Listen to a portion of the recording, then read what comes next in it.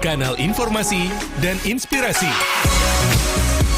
Pro 1, kanal informasi dan inspirasi. Demikianlah Serasi, sore bicara seputar Islam di Pro 1 RRI Bukit Tinggi, kanal informasi dan inspirasi. Sore bicara seputar Islam disiarkan langsung melalui program 1 RRI Bukit Tinggi, kanal informasi dan inspirasi, dan live streaming YouTube RRI Bukit Tinggi. Baik, Assalamualaikum warahmatullahi wabarakatuh. Kembali kita bersama pendengar di pukul 17 waktu Indonesia Barat dalam program acara Serasi ya. Dan kali ini kita akan membahas salah satu topik yang cukup menarik. Nah, pendengar, sebagaimana kita ketahui ya, 10 terakhir di bulan Ramadan merupakan hari-hari yang istimewa yang sangat dinanti-nantikan ya, karena biasanya nih 10 hari terakhir ini banyak sekali nih ya hal-hal terkait ibadah yang bisa kita lakukan. Nah, seperti apa ibadah terbaik di 10 terakhir di bulan Ramadan?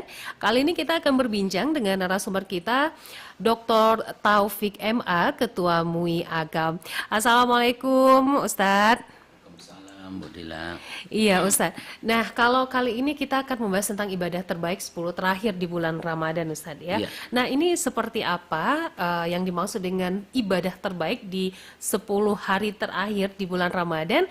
Kita persilakan nih buat Ustadz Taufik untuk memberikan tausiah singkatnya. Baik, makasih Bu Dila. Bismillahirrahmanirrahim. Assalamualaikum warahmatullahi wabarakatuh. Alhamdulillahilladzi anzalal Qur'ana fi lailatul qadr wa ma adraka ma lailatul qadr. Lailatul qadri khairum min alfi syahr. Tanazzalul malaikatu war ruhu fiha biidzni rabbihim min kulli amr. Salamun hiya hatta matla'il fajr. Asyhadu la ilaha illallah wahdahu la syarikalah. Asyhadu anna Muhammadan abduhu wa rasuluh sallallahu alaihi wasallam la nabiyya ba'da. Subhanaka la ilma lana illa ma 'allamtana innaka antal alimul hakim. Pemirsa RRI yang kita hormati, kita muliakan di mana saja berada. Alhamdulillah, pada sore hari ini kita bersama-sama bisa hadir di ruang ini dalam rangka mendiskusikan, membahas tentang ibadah terbaik di 10 terakhir bulan Ramadan. Mudah-mudahan ini sebagai bahagian dari bentuk tawaran bagi kita bersama, karena hari ini kita sudah berada di hari yang ke-18. Malam ini insya Allah malam 19, 2 hari lagi kita akan ketemu dengan 10 terakhir bulan Ramadan. Bapak dan Ibu-Ibu, hadirin dan hadirat, pemirsa yang dirahmati Allah. Alhamdulillah, tentu syukur kita kepada Allah karena sampai di bagian akhir bulan Ramadan kita masih bertemu dengan bulan Ramadan ini. Bukankah secara keseluruhan bulan Ramadan itu mulia kan? Sehingga ada riwayat yang seringkali disampaikan oleh guru kita, Ramadan itu dibagi 3 kan. Awwaluhu rahmah, awsatuhu maghfirah, akhiruhu itsqum minan nar. Perlu diingatkan ini tidak hadis Nabi. Itu penting dulu. Bahwa Ramadan itu dibagi 3, 10 awal bulan Rahman, 10 pertengah bulan Maghfirah, 10 terakhir pembebasan dari neraka. Kenapa ini tidak hadis Nabi? Karena sepanjang bulan Ramadan itu bulan rahmat. Sepanjang bulan Ramadan itu bulan Maghfirah. Dan sepanjang bulan Ramadan bukan saja 10 terakhir bulan pembebasan dari api neraka. Maka dari itu alhamdulillah 2/3 hampir sudah kita lewati. Dan tinggal 1/3 terakhir yang tentu ini keistimewaan yang terkhusus disediakan Allah bagi orang-orang yang kebetulan hidup sampai di 10 terakhir, sehingga diberikan stimulus untuk melakukan ketaatan sampai bahagian terakhir. Jamaah rahimakumullah, sampaikan sebuah hadis dari Aisyah radhiyallahu anha, kana Rasulullah wa yajtahidu fil ashril awakhir. Kata Aisyah, Nabi SAW itu bersungguh-sungguh di 10 terakhir bulan Ramadan, ma la yajtahidu fi ghairi, yang itu tak ditemukan di malam-malam selainnya kan. Ini secara normatif itu yang perlu kita pahami dulu. Oh ternyata Nabi kita di 10 malam terakhir sangat bersemangat dalam beribadah. Bapak dan ibu-ibu hadirin berbahagia, bahwa Ramadan itu merupakan bulan ibadah kan. Sehingga keistimewaan bulan Ramadan itu salah satunya ibadah dilipat gandakan pahalanya. Apalagi misalkan ibadah bulan Ramadan itu adalah ibadah istimewa yang sunat pun dilipat gandakan dan bisa jadi nilainya sampai sama dengan ibadah wajib di luar bulan Ramadan. Apalagi istimewanya bulan Ramadan itu diatur irama ibadatnya kan. Ya, diatur irama ibadatnya. Siang ada ibadatnya puasa, malam ada qiyamul Ramadan. Belum lagi sahur saja itu ibadat, berbuka saja itu beribadah. Membukakan orang puasa besar pahalanya kan. Maka dari itu sebenarnya Bapak dan Ibu Saudara, bulan Ramadan adalah identik dengan bulan beribadah.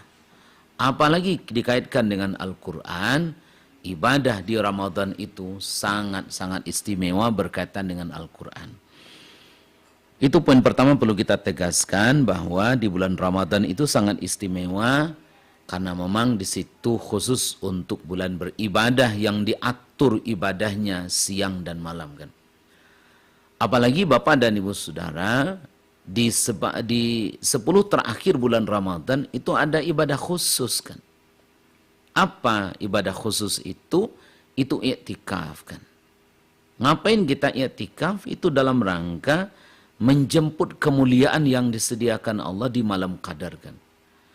Bukankah ayat yang seringkali kita dengar guru kita nyampaikan, bahwa Al-Quran diturunkan Allah di malam qadar. Inna anzalnahu fi lailatul qadr.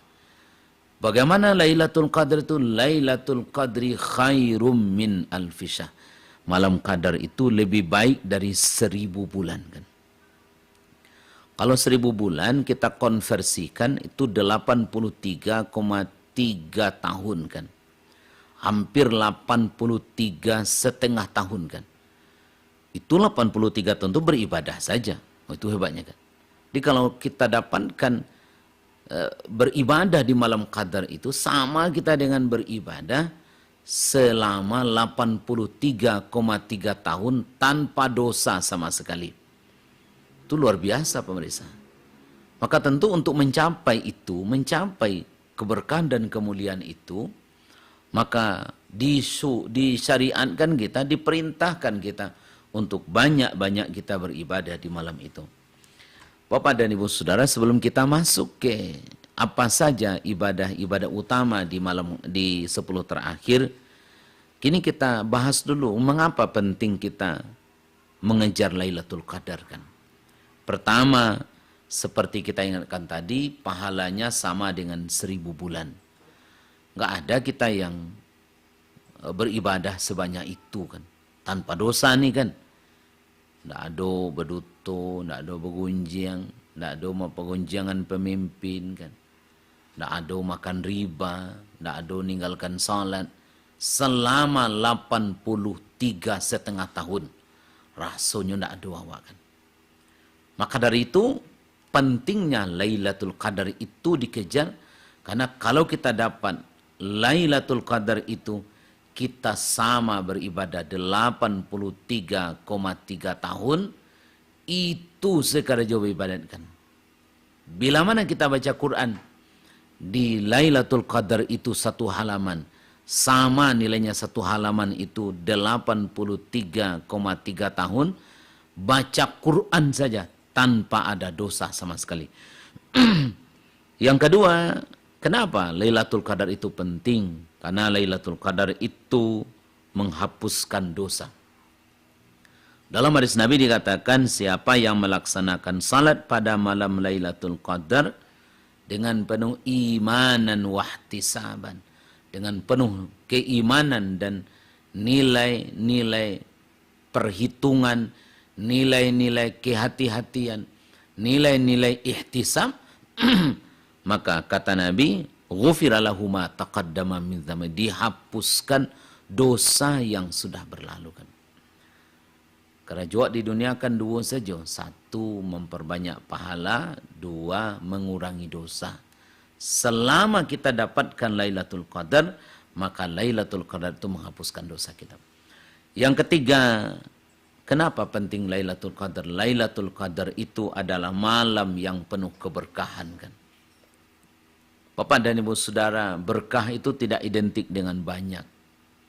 Berkah itu berarti berdaya guna kan.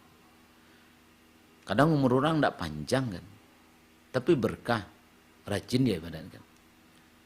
Kadang rumahnya kecil, tapi taat ibadah, berkah dia kan. Di berkah itu tidak identik dengan banyak, berkah itu identik dengan berdaya guna. Maka dari itu Bapak dan Ibu Saudara, malam Qadar begitu penting bagi kita, sehingga malam Qadar seharusnya kita kejar. Dan itu di mana letak Lailatul Qadar? 10 malam terakhir kan. Maka menarik tentu tema yang diangkatkan oleh RRI ini, bahwa kita sedang mendudukkan ibadah apa saja yang harus kita lakukan di 10 malam terakhir. Ada beberapa amalan yang saya kira dalam aplikasi kehidupan sehari-hari ini mari kita jawantahkan dalam bentuk aplikasi nyata, beramal di 10 hari terakhir di bulan Ramadan. Pertama, Bapak dan Ibu-ibu, seperti kita sebut tadi, beriktikaf kan. Satu itu. Iktikaf itu luzumul masjid. Ya kan? Apa yang disebut dengan iktikaf itu? Iktikaf itu menahan diri kita dalam masjid, tak keluar di masjid, kecuali ada kepentingan syar'i kan. Kenapa kita iktikaf di masjid? Karena iktikaf di masjid membuat semangat kita beribadah, apalagi mencari Lailatul Qadar di 10 terakhir, terutama di malam-malam ganjil, itu semakin kuat kan. Kalau di rumah wak cari, kadang-kadang matu takan tua kan. Malik bantah, Allah lalu selesai. Tapi dengan kita beriktikaf di masjid, Bapak dan Ibu-ibu, itu semangat kita beribadah semakin meningkat. Alhamdulillah di Kota Bukit Tinggi, beberapa masjid sudah menyediakan itu ruang untuk kita bersamakan. Selama kita iktikaf itu, pekerjaan kita mendekatkan diri kita kepada Allah, menjauhkan kita dari godaan dunia, memperoleh pahala besar, membiasakan diri untuk beribadah. Makanya kalau sedang iktikaf jangan jual online juga. Kan kadang ada kan sedang iktikaf yang menggalih terus. Nah, seharusnya ketika iktikaf tinggalkan itu dulu. Tidak boleh kita kan. Kenapa? Kita sedang beribadah kan. Jangan ketika iktikaf sarana bergunjing belum kan. Ya kan? Karena di sana itu kita mengasingkan diri untuk apa? Untuk menjemput ibadah istimewa di bulan Ramadan itu. Mudah-mudahan Bapak dan Ibu-ibu kita kuat bersama dan bisa melakukan ibadah yang seperti itu. Itu pertama ya. Karena kita ingin menjemput Lailatul Qadar itu tadi ya. Jadi Lailatul Qadar ingin kita jemput. Kalau dapat masing-masing kita Lailatul Qadar, pahalanya disediakan Allah sebanding dengan ibadah 83,3 tahun. Yang kedua Bapak dan Ibu-ibu, apalagi yang harus kita lakukan ibadah di 10 malam terakhir? Yang kedua adalah memperpanjang salat malam kan. Memperlama salat malam. Sebenarnya salat malam itu sejak Isya sudah tercatat sebagai ibadah salat malam. Sejak salat Isya seperti kita tarawih, itu sudah tercatat sebagai salat malam kan. Salat malam di awal waktu kan. Jadi kalau seandainya kita sudah tarawih dan witir di awal waktu di masjid, itu sudah tercatat sebagai orang yang menegakkan ibadah salat malam. Tapi tentu itu tidak cukup saja. Kita butuh ibadah tambahan melebihi dari itu, terutama di 10 malam terakhir. Maka jauhi 10 malam terakhir itu hal-hal yang merusak kekhusyukan kita dalam beribadah di 10 malam terakhir itu. Bisa jadi godaan dunia kan. Kan kadang-kadang 10 malam terakhir ini kan sudah banyak. Matola mulai lama lalu, ya kan. 10 malam terakhir makan sudah enak. 10 hari terakhir itu aktivitas sudah seperti biasa saja berpuasa kan. Sehingga di 10 hari terakhir itu kadang-kadang beribadah terlalaikan. Karena memang ibadah 10 di malam Ramadan itu istimewa. Man qama ramadanan imanan wahtisaban ghufira lahu ma taqaddama min dzambi. Siapa yang menegakkan ibadah di malam Ramadan, dihapuskan dosa yang sudah berlalu. Sekarang tugas kita di 10 malam terakhir itu kita perbanyak beribadah kepada Allah. Bukankah Nabi, Bapak dan Ibu-ibu, dikatakan oleh Aisyah, 10 malam terakhir itu Nabi kita ahyal laila, ayqadha ahlah, wa syadda mi'zarah. Jadi 3 hal ini yang dilakukan oleh Nabi yang agaknya istimewa di 10 malam terakhir. Pertama, syadda mi'zarah, diperkuat ikat pinggangnya. Apa makna syadda mi'zarah? Syadda mi'zarah itu maknanya Nabi diikat pinggangnya sehingga Nabi tidak lagi kesempatan dia beribadah jauh lebih besar karena dia tidak bisa tidur dengan nyenyak kan.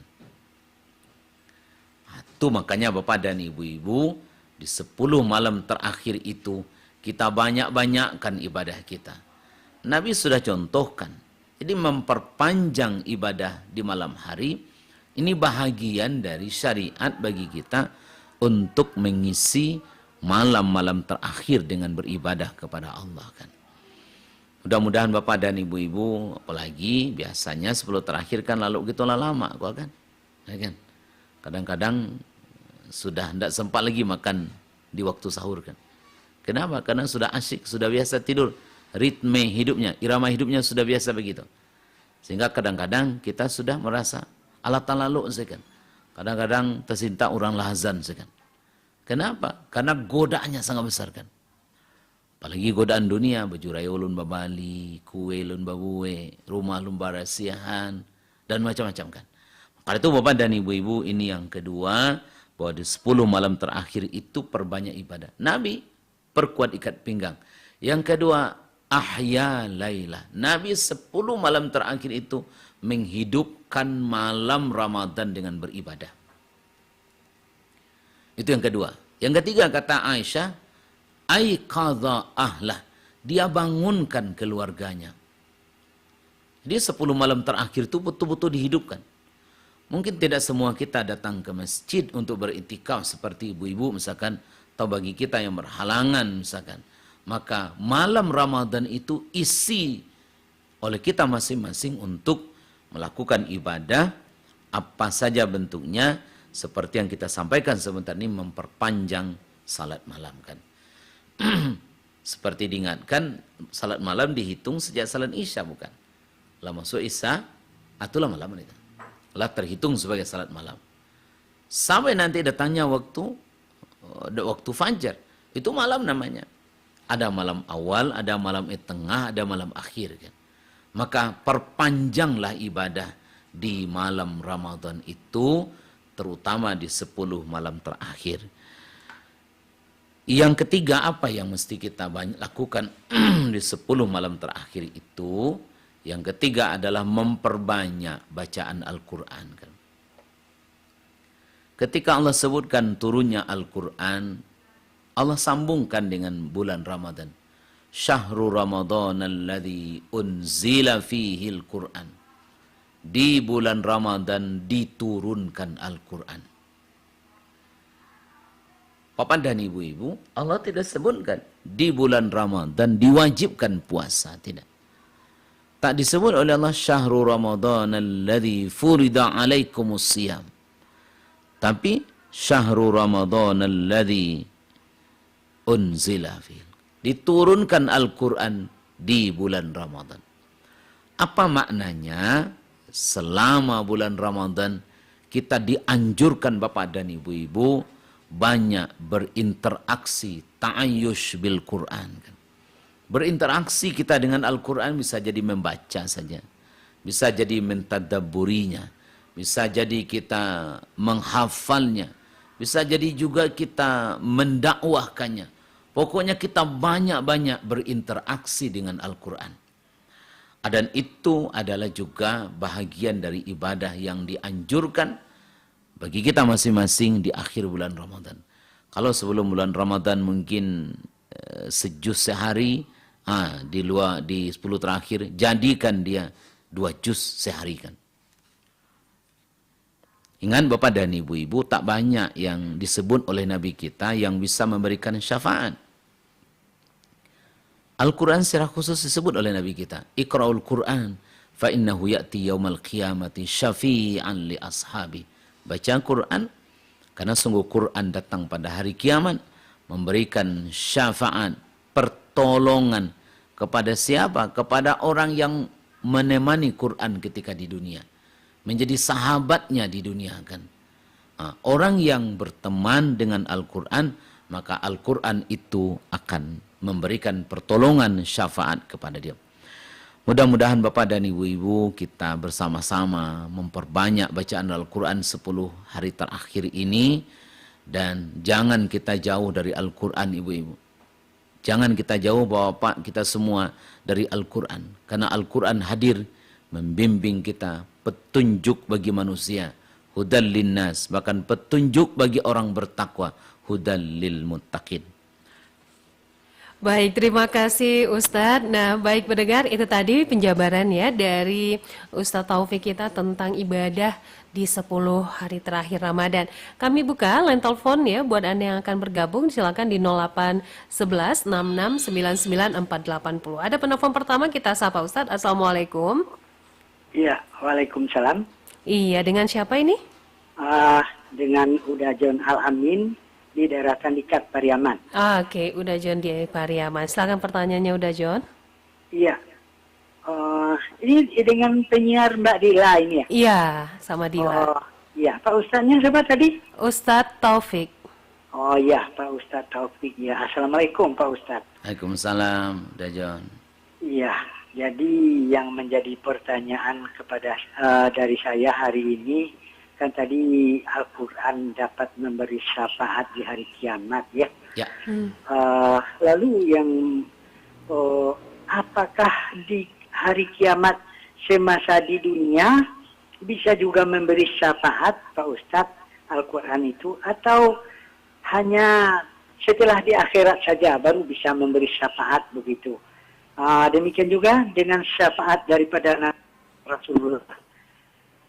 Ya, di akhirat saja atau pada saat terjadi huru hara kiamat di dunia Nabi bisa pula.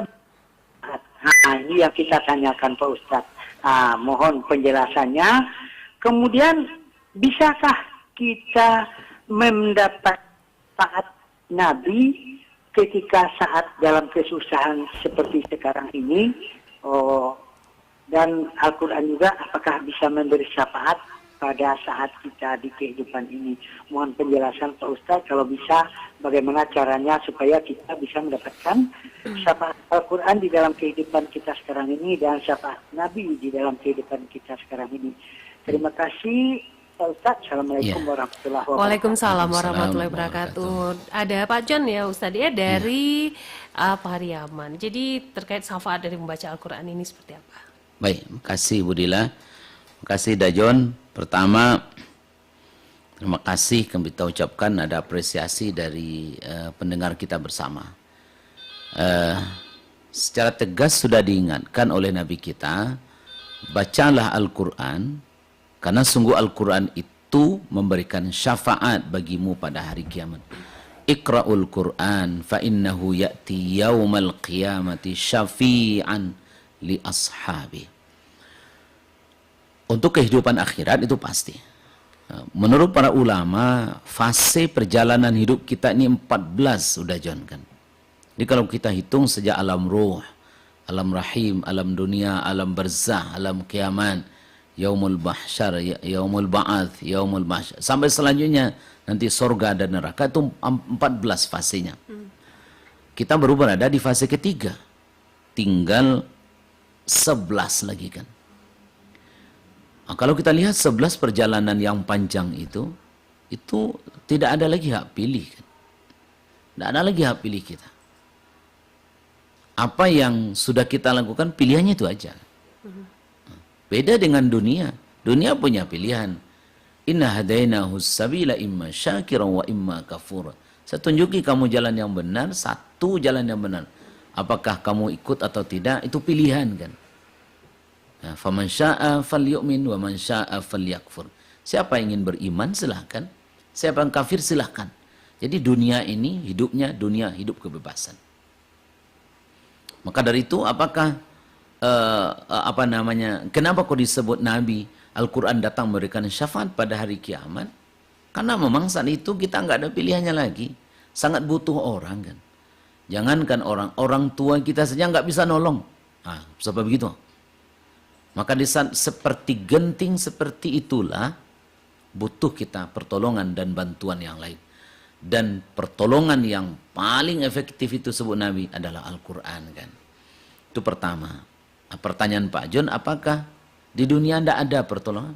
Ada kan. Di Al-Quran itu Pak John, pemirsa semuanya, ini bimbingan untuk kita bersama kan. Jadi Al-Quran ini memang guidance, sama dengan kita kompas dalam pergi. Coba lah kita pergi kemana-mana. Sekarang GPS saja kalau kita kemana-mana, kadang-kadang pilihan kan. Meskipun kadang-kadang entah GPS-nya yang tidak tahu atau kita yang kadang-kadang berputar-putar kan. Kita mau ke RRI dari Guru Nawa, suruhnya dulu ke Kebun Putih kan. Suruhnya dulu ke Aur Kuning, suruhnya dulu ke Semurapa atau nyampai di kadang-kadang begitu kan. Tapi akhirnya sampai juga bukan. Itu GPS baru di dunia. Apalagi Al-Quran di akhirat kan. Pertanyaan Pak John, bagaimana kalau kita jadikan Quran sebagai anggaplah tanda petik jimat misalkan. Atau Quran kita pakai untuk memberikan pertolongan bagi kita di dunia. Kalau seandainya kita jadikan Quran itu pembantu bagi kita di dunia, dengan kita baca Qurannya, dengan kita hayati, maka Quran itu akan menolong kita.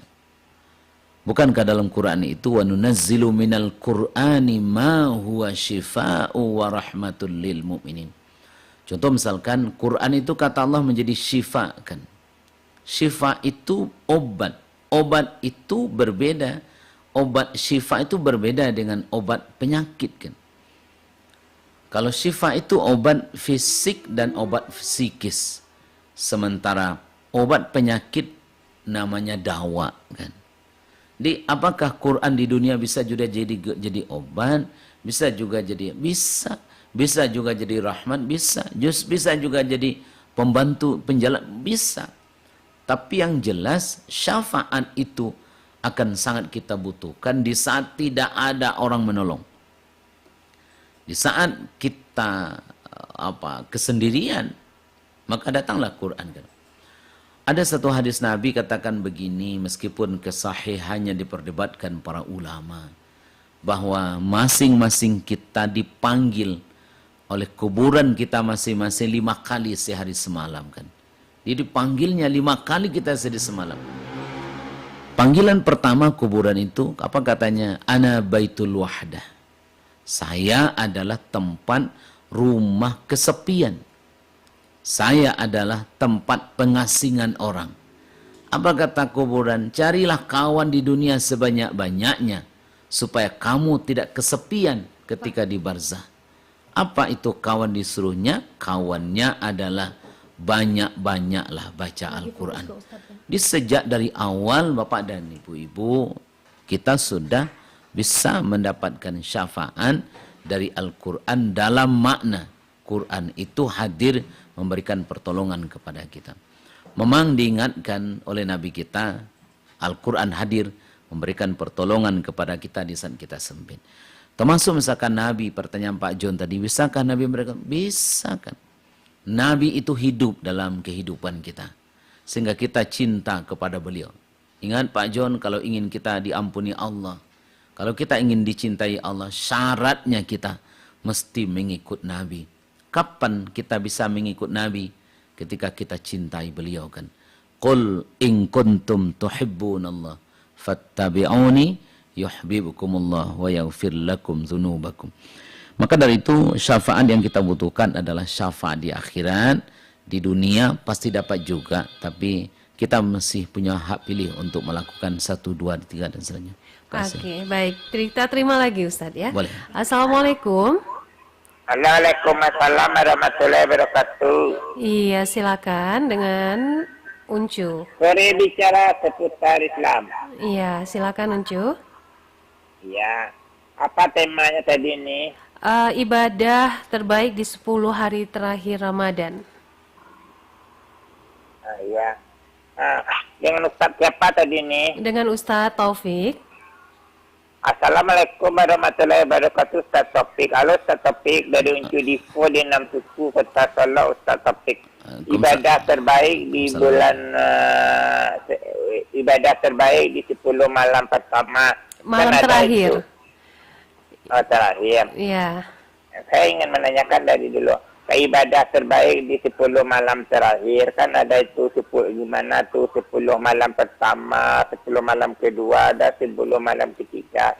Katanya ibadah terbaik di 10 malam terakhir. Kita gimana memaksimalkan ibadah kita. Karena gimana caranya kita bisa mendapatkan, katanya 10 malam terakhir itu ada malam Lailatul Qadar. Gimana itu supaya kita bertemu dan mendapatkan Lailatul Qadar. Itu apa saja yang kita lakukan di 10 malam terakhir ini yang terbaik bagi kita supaya kita sampai hakikatnya. Gitulah nih pertanyaan saya. Oke, Sudah jelas ini.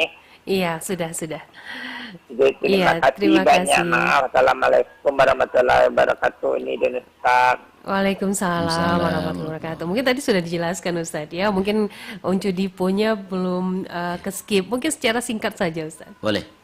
Mungkin kita sempurnakan Bu Dila. Tadi baru 3 kita sebutkan, kita tambahkan.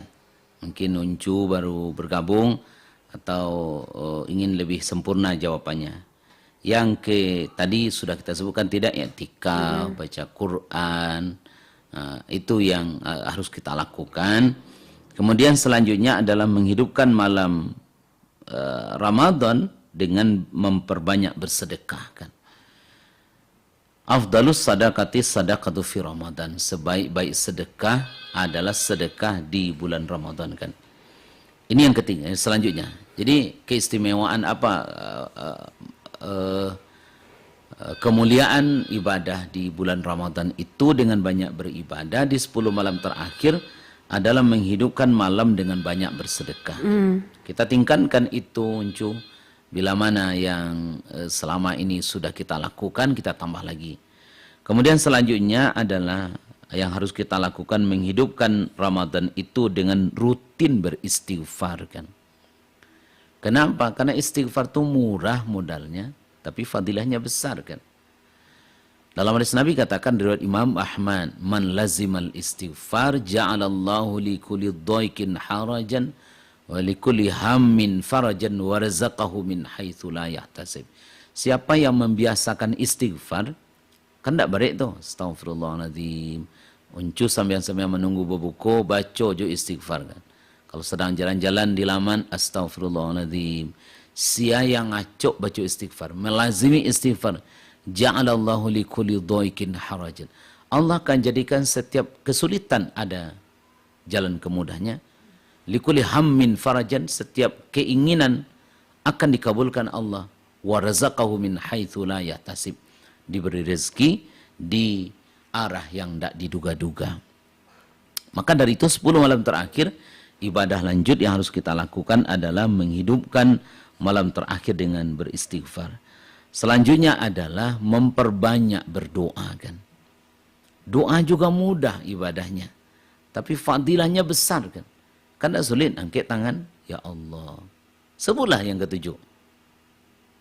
Maka bagi kita berdoa itu yang penting. Dan jangan kita campuri urusan Allah. Awak kena cok doa, banyak doa tidak dikabulkan Allah. Pada berdoa itu yang penting. Soal dikabulkan Allah itu soal berbeda. Dan yakin bila mana kita berdoa, doa kita diijabah Allah kan. Nah, dalam agama pengabulan doa kita itu ada 3 kemungkinan. Ini penting bagi kita bersama, pemirsa di mana saja mendengar. Kalau kita berdoa, doa kita itu 3 opsi pengabulannya. Pertama, diberi sesuai yang diminta. Yang kedua, diganti dengan yang lebih baik. Yang ketiga, bisa jadi dijadikan tabungan amal di akhirat kan. Jadi kita berdoa, doanya itu yang penting ibadah. Tapi soal kayak apa pengabulannya, itu soal yang selanjutnya. Kadar itu jangan pernah berhenti berdoa. Kadar itu yang ditanya Uncu tadi, ini harus kita lakukan Cu, supaya kita mengisi Ramadan ini dengan banyak beribadah. Dan mudah-mudahan kita bersama berkesempatan, diberi kesempatan oleh Allah untuk mendapatkan Lailatul Qadar kan. Oke, baik. Baik, di belakang Uncu Dipo, kembali kami terima ya di 0811 6699 480. Kita masih berbincang bersama Ustadz kita, Dr. Taufik MA, Ketua MUI Kabupaten Agam. Halo, Assalamualaikum. Waalaikumsalam Bila. Waalaikumsalam. Assalamualaikum Pak Ustadz. Waalaikumsalam warahmatullahi wabarakatuh. Ini dengan siapa ini? Saya bertanya dari Ardi di Siano. Oke, Bang Ardi ya, di Siano. Boleh saya bertanya di luar tema Pak Ustadz? Oh, jangan sulit-sulit Pak dia. Oh, sulit-sulit. Ini Pak Ustadz, saya mau tanya satu. Boleh. Tentang orang yang merayakan Maulid Nabi dan Isra Mi'raj. Sedangkan yang pernah saya dengar dari dulu ya Pak Ustadz, yang pernah saya dengar bahwa Maulid Nabi dan Isra Mi'raj itu tidak pernah dikerjakan oleh sahabat dan Rasul. Itu Pak Ustadz. Oke. Apa hukumnya itu Pak Ustadz? Hukum merayakannya ya Bang Ardi ya? Hukum merayakannya. Sebab ada 2 versi yang saya dengar. Iya.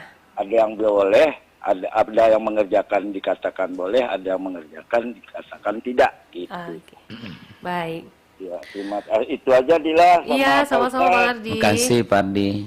Terima kasih banyak. Assalamualaikum warahmatullahi wabarakatuh. Waalaikumsalam warahmatullahi wabarakatuh. Bang Ardi di Siano. Ini silakan Ustaz. Terima kasih Pak Ardi di Siano. Pertama izinkan saya berpendapat dulu bahwa berkaitan dengan Maulid Nabi dan Isra Mi'raj atau peringatan hari-hari besar dalam Islam, paling tidak ada 2 kalangan yang berpendapat tentang itu kan. Pertama, Maulid Nabi dan Isra Mi'raj atau apalagi tahun baru misalkan, atau apalagi yang pokoknya sekarang nuzul Quran misalkan, memperingati hari-hari besar Islam itu tidak ada syariatnya dicontohkan Nabi kan.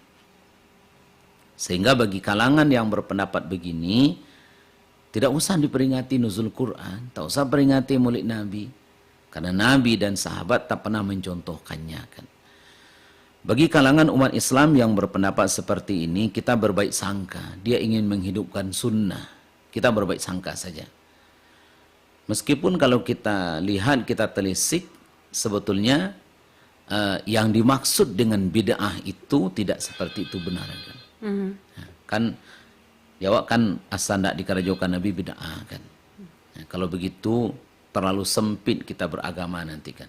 Kemudian yang kedua, ada kalangan yang berpendapat bahwa Maulid Nabi ini adalah dalam rangka mempelajari dan dalam rangka mengingat-ingat peristiwa Nabi SAW, peristiwa yang terjadi di masa sahabat, dan sama dengan Isra Mi'raj kan, dalam rangka menggali nilainya, yang dicari value-nya, nilainya, bukan peristiwanya itu kan.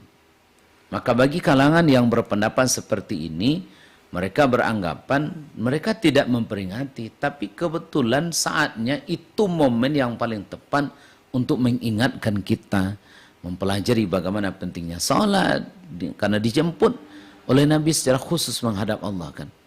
Kalau syariat puasa ini langsung diperintahkan. Kalau haji juga begitu, tapi kalau salat dijemput kan. Kalau ndak dibaca, kapan lagi orang tahu?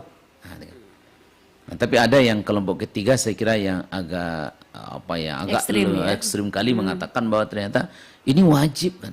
Nah, kalau ndak diperingati Maulid Nabi berdosa, itu yang bahaya kan. Itu yang berbahaya. Ini yang berbahaya kan. Nah, karena itu menurut saya Pak John, selama tidak diyakini ini syariat, memperingati itu mungkin maksud orang untuk mempelajari apa yang terkandung di balik peristiwa itu kan. Okay. Saya kira itu banyak. Halo, assalamualaikum. Ya, waalaikumsalam kembali Mbak Dila dan juga Pak Ustadz. Saya hanya bertanya sedikit lagi karena tadi menyinggung masalah kenabian. Saya ingin menanyakan umur berapa Hafsah dan Asma menikah dengan Nabi Muhammad Rasulullah SAW. Dan siapa ayah dari Hafsah dan juga Asma, Pak Ustadz? Mohon penjelasan. Terima kasih. Assalamualaikum warahmatullahi wabarakatuh. Waalaikumsalam warahmatullahi wabarakatuh, Ustaz. Baik, ini kayaknya soal ujian nih. Soal ujian. Langsung dikasih soal ya Ustaz ya. Saya kira pertama yang sangat penting istri Nabi dulu kan. Bahwa istri Nabi itu kalau kita kelompokkan dua secara garis besar, dua sudut pandangnya. Pertama dari sisi umur ada yang kecil sekali, ada yang tua sekali kan. Dan istri Nabi itu yang usianya dalam keadaan gadis itu hanya Aisyah sendiri kan. Selebihnya itu sudah berusia lanjut kan. Asma itu anak Nabi kan. Ya, Asma itu anak binti Abi Bakar, Asma binti Abi Bakar yang bahagian dari istri Nabi. Sementara kalau kita lihat dalam catatan sejarah bahwa Aisyah lah di usia yang sangat kecil sebelum 10 tahun dia yang jadi istri Nabi. Tapi Juwairiyah, Khadijah misalkan, itu istri Nabi yang sudah sangat usia tua. Jadi kalau ada yang kalau kita lihat orang dekat dengan Nabi itu berhubungan dekatnya begini. Kalau tidak mertua, kalau tidak menantu kan. Misalkan Abu Bakar mertua, Umar menantu kan, Ali menantu juga, ya kan. Siapa lagi? Utsman, dua bahkan dia kan. Makanya Utsman itu adalah dia mendapatkan dua anak Nabi menjadi menantunya kan, menjadi istrinya kan. Hingga satu ganti dengan hal lain. Dari 7 anak Nabi, 4 orang sahabat ini berdekatan dengan. Dan Abu Bakar itu mertuanya kan. Nah, ya kan, Aisyah itu anak dari Abu Bakar. Saya kira itu Ibu. Oke, baik. Baik pendengar, untuk satu penelpon terakhir lagi ya Ustadz ya. Untuk penelpon terakhir silakan, kita masih tunggu di 0811 6699 480. Oke, kita masih terima. Assalamualaikum. Waalaikumsalam, Mutia. Iya. Dengan siapa ini nih? Juwita Koto, Ratna Juwita. Juwita. Iya. Oke, silakan singkat saja pertanyaannya. Ini dengan Pak Ustadz, salam kenal lah kita loh. Iya, Ustadz Taufik. Ustadz Taufik. Ini dengan masalah pertanyaannya itu tentang buku Marhaban itu ada enggak, termasuk ada juga tuh di zaman Nabi tentang Berazanji itu. Itu aja dulu pertanyaan satu aja lah dulu ya. Tentang buku Berazanji itu Pak, ada juga di zaman Nabi itu tentang Marhaban itu diajar. Oke, baik, terima kasih pertanyaannya. Iya, terima kasih banyak Ustaz. Banyak maaf. Baik Ustaz, langsung saja. Baik, makasih Ibu Juwita. Pertama, Ibu dan Bapak, salawat yang masyru' itu yang disyariatkan pada kita, salawat yang yang kita disuruh untuk banyak bersalawat supaya kita mendapat syafaat dari Nabi kan. Banyak macam salawat hari ini yang sampai ke kita. Pertanyaan Ibu Juwita tadi, adakah syariat berzanji, apa tadi namanya, yang disebut dengan dibaca ketika mau masuk Ramadan atau marhaban. Nah, karena itu Bapak dan Ibu-ibu, itu tidak ada dilakukan di masa Nabi kan. Bila mana hari ini ada orang yang melakukan itu, nah, saya kira kita berbaik sangka ini dalam rangka menampakkan kebahagiaannya dengan kedatangan Ramadan. Karena Bapak dan Ibu-ibu, Ramadan itu bagai tamu agung kan. Karena tamu agung tentu dia kita sambut dengan beraneka ragam bentuk tradisi yang baik. Tapi dalam Islam, tradisi itu kalau bertentangan dengan agama baru harus kita tinggalkan. Tapi kalau tradisi itu tidak bertentangan, apalagi tradisi itu sejalan dengan syariat, itu boleh kita ikuti. Yang tak boleh itu mentradisi atau menjadikan tradisi jadi agama, itu tak boleh kan. Nah, kalau tidak pakai berjanji, tidak sah puasa. Atau hilang nilai puasa kan. Kenapa? Karena ini bahagian yang terpisah kan. Jadi kalau ada disusun beraneka ragam bentuk bacaan, yang bacaan itu dalam rangka mengagungkan datangnya Ramadan, ya itu boleh aja kita lakukan. Selama itu tidak diyakini ini syariat dalam beragama kan. Baik. Nah, saya kira itu, Bu Dila. Baik pendengar, tanpa terasa nih kita sudah berada di penghujung kebersamaan kita nih Ustadz ya. Iya. Nah dari dari perbincangan kita tadi ya, dan juga dari tausiah yang disampaikan oleh Ustadz Taufik, dapat kita simpulkan bahwa 10 hari terakhir Ramadan adalah waktu yang sangat istimewa, di mana melalui berbagai ibadah yang dilaksanakan dengan ikhlas, umat muslim dapat meraih keutamaan dan keberkahan yang besar. Dan oleh sebab itu ya, kita harus manfaatkan nih pendengar ya 10 hari terakhir ini dengan sebaik-baiknya dan memohon ampunan kepada Allah serta meningkatkan amal ibadah agar dapat meraih pahala yang tak terhingga. Dan pendengar, sesaat lagi kita akan buka kuis ya. Silakan Anda siap-siap nanti di 0811 6699 480.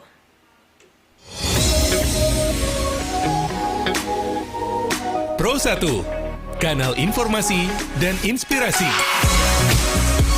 Pro 1, kanal informasi. Demikianlah Serasi, sore bicara seputar Islam di Pro 1 RRI Bukit Tinggi. Untuk pendengar kita di sore hari ini. Baik, saya ngasih soal. Ya. Baik, siap-siap ya untuk menjawab. Pakai option Ustadz ya. Pakai option ya. Iya. Pakai ABC. ABC. Opsinya sampai ABCD atau? Sampai C aja. C aja. Baik, Nabi SAW di bulan Ramadan sangat semangat menghidupkan mengisi malam-malam terakhir di bulan Ramadan. Dalam hadis Aisyah itu ada 3 yang dilakukan oleh Nabi yang tidak dilakukan di malam yang lain. Menghidupkan malam Ramadan, membangunkan keluarga, dan memperkuat ikat pinggang. Yang B, membangunkan keluarga, memperbanyak berzikir, memperbanyak baca Quran. C, dalam bulan Ramadan memperbanyak baca Quran, memperbanyak istighfar, memperbanyak taubat. Silakan. Oke, itu dia pertanyaannya ya. Apa yang dilakukan Nabi di 10 hari terakhir yang tidak dilakukan di hari-hari sebelumnya? Halo, Assalamualaikum. Waalaikumsalam. Iya, dengan Bapak siapa Pak? Dodi di Padang. Dodi, Pak Dodi di Padang. Silakan Pak Dodi, jawabannya. Yang B. Yang B, betul Ustadz? Tidak, oh yang jawab. Oh, jawabannya salah. Maaf sekali Pak Dodi. Oke, baik. Ustadz, gimana, kita ganti soal atau itu juga? Langsung aja itu. Itu aja. Oke, kita terima lagi. Halo, Assalamualaikum. Waalaikumsalam. Dengan siapa ini Bu? Juwita tadi. Bu Juwita udah pernah menang? Oh ya, belum sampai di sini ya. Tuh. Kenapa? Ya belum dikirim kan ke kamari. Iya, enggak. Bu Juwita udah pernah ikut? Oh iya, udah pernah untuk orang lain. Enggak, aku mau tanya aja kapan dikirim. Oke, nanti dikabari Bu ya. Nanti setelah ini bisa telepon kita lagi. Iya. Ya. Setelah itu teleponnya. Baik, Silakan untuk penelpon selanjutnya yang akan bergabung. Oke, halo, assalamualaikum. Waalaikumsalam. Iya, dengan siapa ini Bapak? Pak Emon. Pak Asmon? Pak Emon. Pak Emon, di mana Pak Emon? Di Padang. Di Padang? Ya. Iya, jawabannya apa Pak Emon? Coba ulang lagi pertanyaannya, Pak Ustaz. Oke. Apa? Apa tadi Ustaz? Apa yang dilakukan Nabi di 10 malam terakhir yang tidak dilakukan pada malam sebelumnya? Satu, menghidupkan membangunkan keluarga, menghidupkan malam dan memperkuatkan pinggang. B, perbanyak baca Quran, berzikir, membangunkan keluarga. Ketiga, bertaubat, banyak baca Quran, membangunkan keluarga. Oke, apa nih jawabannya Pak Emon? Yang C. Yang mana? Yang AA. Ya, betul. Betul Pak Pak Emon ya. Pak Emon nanti setelah acara bisa telepon kita lagi Pak Emon ya. Ya, boleh. Oke, terima kasih. Assalamualaikum warahmatullahi wabarakatuh. Nah, itu dia pendengar ya, pemenang kuis kita kali ini ada Pak Emon dari Padang. Terima kasih Ustadz untuk waktu dan kebersamaan kita, dan kita akan ketemu lagi besok ya di waktu dan jam yang sama. Informasi dan inspirasi. Demikianlah Serasi, sore bicara seputar Islam di Pro 1 RRI Bukit Tinggi, kanal informasi dan inspirasi.